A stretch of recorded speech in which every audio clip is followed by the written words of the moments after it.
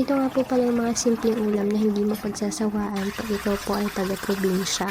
Nagprito lang po tayo dito ng sariwang isda at ang gagawin po natin dito ay atin po itong sasabawan. Nagisa lang po tayo ng bawang, sibuyas, luya at syempre yung tanglad na nakuha lang din natin sa ating sariling tanim.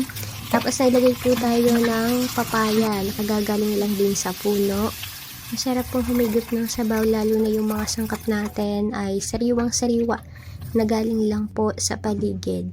Antayin lang po natin yung kumulo at lumambot yung ating papaya at isunod na natin yung ating malunggay. Ayan, sariwang sariwa din po ang ating malunggay dahil po yan yung mga gulay na available po sa paligid-ligid.